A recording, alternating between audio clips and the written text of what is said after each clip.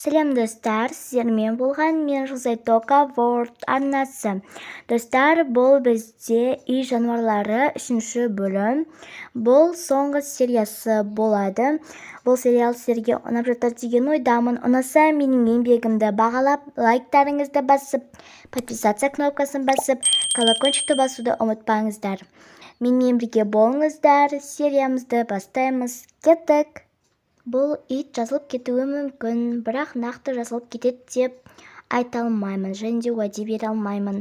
Бірақ бұл тәсіл орындалып кетеді деп ойлаймын. Мен сондай сезімде болып тұрмын. Осы, яғни тәсіл орындалып кетсе екен, себебі бұның егесі қатты қиналып жатыр, итімен қоштаса алмайды.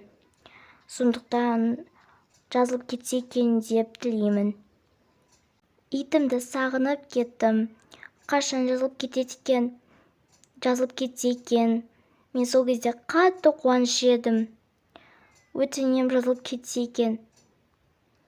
Ей, миымды ашытып жібердің, қойшы болды, жылай бермей. Миымды ашытып жібердің ғой, не болды соншама? Менің итім ауыр халге жетті. Енді ол ауру өте жаман екен. Жануарларға жұғып кетуі мүмкін. Сол себепті оны асырауға болмайды екен. Ал мен бірақ оны асырағым келеді. Олар тәсіл қолданып жатыр. Ал жазылып кетсе екен деп мен тілеп отырмын. Мен қалай жыламаймын? Ей, асырамай қойсаңшы, оданша сол ауруды барлық жануарларға жұқтыртасың. Басқа жануар асырап ал. Не болды соншама сол жануарларға жабысып қап? Басқа иттер бар ғой?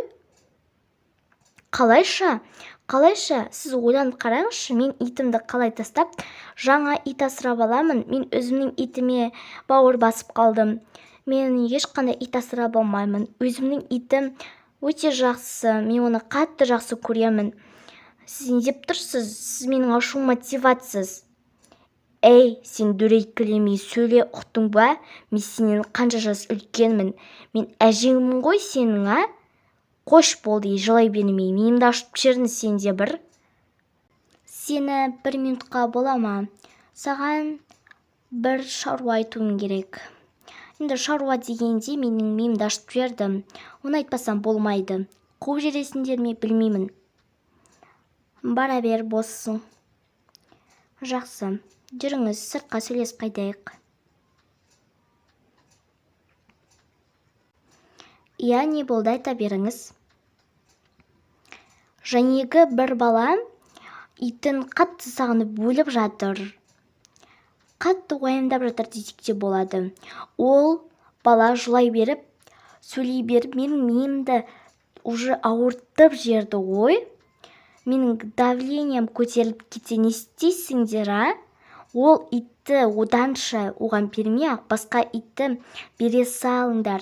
Без проблема уже. Менің миымды қатырып жіберді уже. Басым ауырып кетті шынымен де айтқанда. Қарағым, енді сен түсінеді деп ойлаймын. Я түсінемін, бірақ оны да түсінуге болады. Өзінің итіне қатты бауыр басып қалған. Сіз де өзіңіздің жануарыңызға қатты бауыр басып қалғансыз. Бірақ біз оған басқа ит бере алмаймыз. Өзінің итін емдеп береміз. Жақсы, емдеп берсеңдер, емдеп беріңдер. Бірақ менің уже басым ауырып кетті. Оны үйіне жібере тұрыңдаршы, жылап өкіріп, менің басымды ауыртып жіберді. Жақсы, сіз бара беріңіз. Сөйтіңдер оданша, менің давлениямды көтергенше. Бұл да апа. Ол апа не дейскен? Ой, шаруа дейді да. Сол ана бала осы иттің егесі бар емес пе? Сол жылап өкіріп жатыр, қиналып жатыр десек те болады. Сол мен ашытып жіберіпті, соны айтып жатыр, қуып жіберіңдер немесе деп. Жақсы, оданша оны қумай-ақ, ана апаға сен қарай тұрсаңшы, яғни көңілін аулап дегенде шай беріп, сөйтіп көңілін аулай тұр, жануарларды таныстырып дегендей. Ал мен мына итті жаза қалайын, әйтпесем болмайды. бірақ мынау жазылып кетуі мүмкін, сәл-пәл қалды. Жақсы, онда саған көмек керек емес пе? Жоқ, керек емес, бара бер, рахмет. Жақсы, ендеше мен кеттім.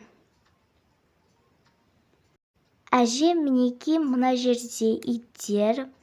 Міне, мына ит өте күшті, сізге ұнайды деп ойлаймын. Осы жерден асырап алсаңыз болады, мінеки көріңіз. Мына ит деген күшті екен ғой. Менің, яғни итіме бойы ұқсайды екен. Мен бұны асырап ала алмаймын, бірақ көремін енді. Тағы қандай жануарлар бар? Так, мына ит бар. Бұл ит керек емес. Үрей береді, миымды ашып береді, білесің ғой. Жақсы, ұмыт кетіппін. Және де мына ит бар, көріңіз. Мына ит те күшті екен. Басқа иттер жоқ па? Бар. Бұны мына жерге қоя салайық. Мінеки, бұның бір көзі соқыр болып қалған. Бейшара болып қапты ғой. Бұл итте маған ұнап тұрған жоқ. Жақсы, ендеше сізге басқа жануарларды таныстыра өтейін, жүріңіз. Жарайды. Мінеки, әже, мына жерде бізде 3 ит бар. Бұлар ойнап, сондай болып жүрген иттер. Міне мынандай ит бар бізде, көріңіз. Жақсы ит екен бұл. Тағы қандай ит бар? Жарайды, бұны қоя салайық. Осындай ап-арық ит бар бізде, күшік десек те болады. Бұл ит енді маған керек емес, себебі маған ұнап тұрған жоқ. Жақсы, бізде соңғы ит қалды. Мінеки. Мына итке күшті екен ғой. Бірақ мен иттер асырамаймын. Жануарлар күшті екен. Рахмет. Сізге тағы да жануарларды көрсетейін бе? Жоқ, рахмет. Жұмысыңды істей бер, мен өзім көріп шыға беремін. Бұл апаға қандай иттер ұнайды екен? Ешқандай ит ұнамады ғой. Жақсы, өзі көре берсінші. Мінеки, балақай, сенің итіңді жазып, яғни шықтық. Мінеки, ала ғой. Рахмет сізге көп, аға. Мен өзімнің итімді, яғни қанша тілеп едім жазылсыншы деп, сол дұғам қабыл болды. Көп рахмет, сіздің де арқаңыз бар. Қуаныштымын, құтты болсын. Енді ауыртпай жүр, бірақ күніге тексеруге келіп тұрсын. Әйтпесе ол ауру қайттан басталып кетуі мүмкін. Сен күніге мына әпкеге келіп, итіңді қаратып тұр. Әйтпесе, енді итің тағы да сондай ауруға ұшырап қалуы мүмкін. Жақсы, әкеп беремін. Келіп тұрамыз итіміз екеуміз. Сізге көп рахмет. Әпке, сізге де көп рахмет. Ендеше сау болыңыздар. Достар, осымен бізде үй жануарлары сериалы аяқталады. Бұл бізде соңғы бөлімі. Бұл сериал сіздерге өте қатты қызықты болды деген ойдамын. Ұнаса менің еңбегімді бағалауды ұмытпаңыздар. Бізде актив деген өте жаман болып жатыр, нашар десек те болады. Себебі бізде просмотр деген өте 0. Сол себепті де просмотрды көбейтуді ұмытпайық.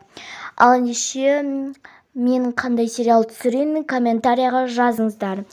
Ендеше сау болыңыздар.